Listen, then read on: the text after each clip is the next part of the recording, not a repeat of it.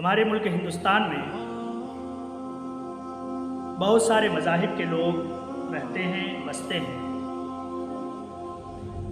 اور ہر مذاہب کے ماننے والے اپنی اپنی عید مناتے ہیں، چاہے عیسائی ہوں، چاہے ہمارے برادران وطن ہندو بھائی ہوں، چاہے ہم ہوں، سب کو اپنی اپنی عید منانے کی اس ملک ہندوستان میں بالکل آزادی ہے۔ کوئی کسی کی عید پر روک نہیں لگا سکتا ہے،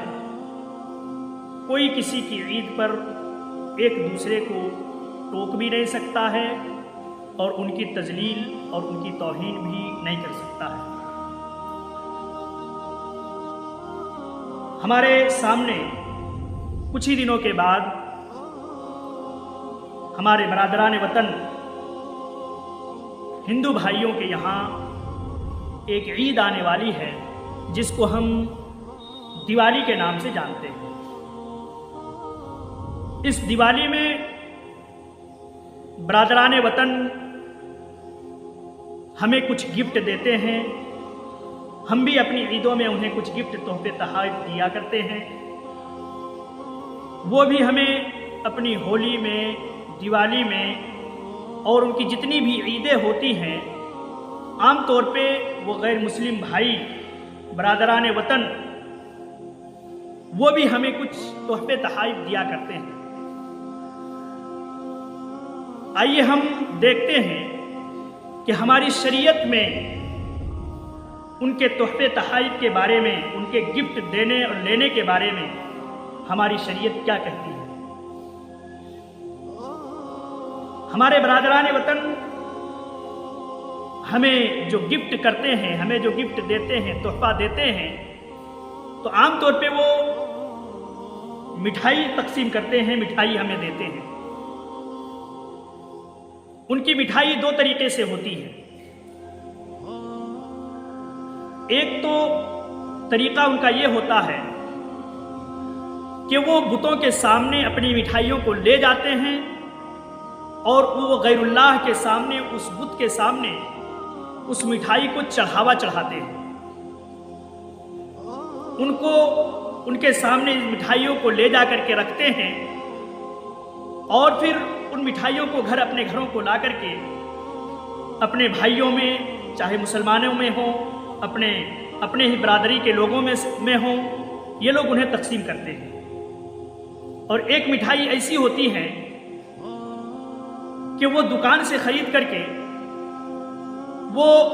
اپنے پڑوسی کو ہوں، یا اسی طریقے سے مسلمان کو ہوں، یا جسے بھی ہوں، وہ اپنے دوست احباب کو وہ تقسیم کرتے ہیں۔ تو یہ بات ذہن نشین کر لیں کہ جو غیر اللہ کے نام پر جو چڑھایا ہوا نذر ہے، جو مٹھائی بت کے سامنے جو لے جا کر کے جو مٹھائی رکھی گئی ہے اور ان کے نام پر نذر و نیاز چڑھایا گیا ہے، وہ مٹھائی بالکل حرام ہے، ناجائز ہے، کسی بھی صورت میں وہ جائز نہیں ہے۔ چونکہ قرآن کریم کی یہ آیت اس پر فٹ ہوتی ہے، وَمَا أُحِلَّ بِهِ لِغَيْرِ اللَّهِ، جو غیر اللہ کے لیے چڑھایا گیا ہو، غیر اللہ کے نام پر نذر و نیاز چڑھایا ہوا مال ہو، یا اسی طریقے سے مٹھائی ہو، جانور ہو، جو بھی چیزیں غیر اللہ کے نام پر چڑھایا گیا ہو، وہ اسلام میں اس کو کھانا جائز نہیں ہے، وہ اسلام میں حرام ہے، وہ ناجائز ہے۔ تو یہ بات تو بالکل صاف ہو گئی کہ جو غیر اللہ کے نام پر نذر و نیاز چڑھائی ہوئی مٹھائی ہو، اس کو ہم کسی بھی صورت میں نہیں کھا سکتے۔ رہا مسئلہ یہاں یہ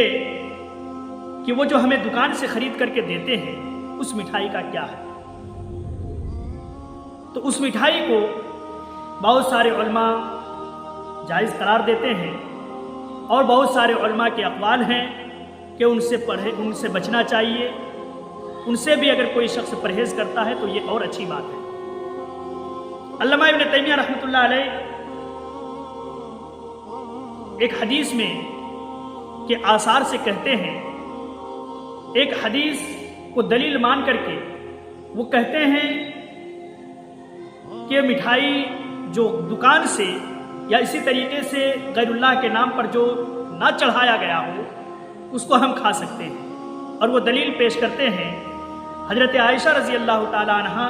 और हज़रत अली रज़ी अल्लाह ताला अन्हु की एक हदीस हमें मिलती है, आसार हमें मिलते हैं कि उनके सामने मजूसी की जब ईद आती है तो उनका पड़ोसी मजूसी था।